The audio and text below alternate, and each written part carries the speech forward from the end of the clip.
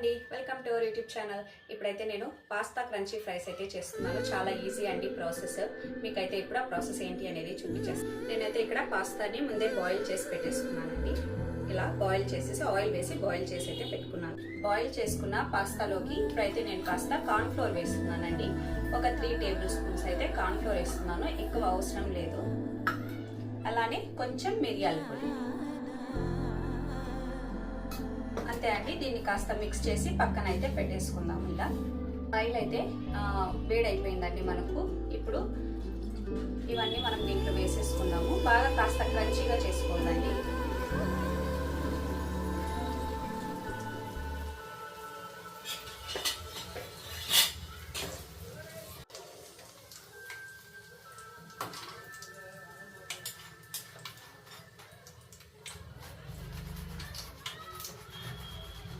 Ready అండి, మనకైతే ready అండి. ఫ్రై చేసేసుకున్నాం కదా.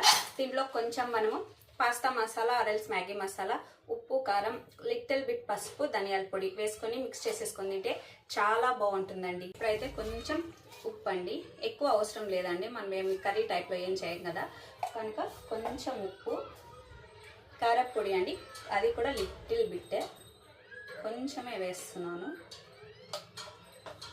ఇది అయితే జీలకర్ర పొడి అండి, ధనియా పొడి అయితే వేయట్లేదు ఇప్పుడు. ఇది లిటిల్ బిట్ పసుపు, కొంచెం అంటే కొంచెం అండి. ఇది అయితే మనకు మ్యాగీ మసాలా అండి, మనకు బయటే దొరుకుతుంది కదా. ఇది కూడా ఫుల్ అయితే వేయట్లేదండి, జస్ట్ కొంచెం వేస్తుంది. ఒక హాఫ్ ప్యాకెట్ అంత అయితే వేసాను.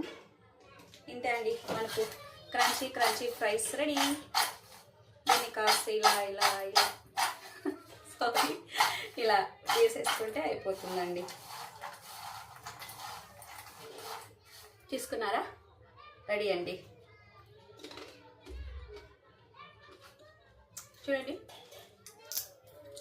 అంత బాగా క్రంచీ క్రంచీ అండి. పగట్లేదండి, ఇంత క్రంచీ అండి. సో టేస్ట్ కూడా చాలా బాగుంటాయి. మీరు కూడా పిల్లలకి చేసి స్నాక్స్గా వాళ్ళకు స్నాక్ బాక్స్లో వేసి ఇవ్వండి. చాలా చాలా ఈజీగా మనకి అయిపోతుంది. వాళ్ళు కూడా చాలా ఎంజాయ్ చేస్తూ తింటారు. ఈ వీడియో అయితే ఇంతే అండి. Thanks for watching. Please like, share and subscribe to my channel. Thank you. Bye bye.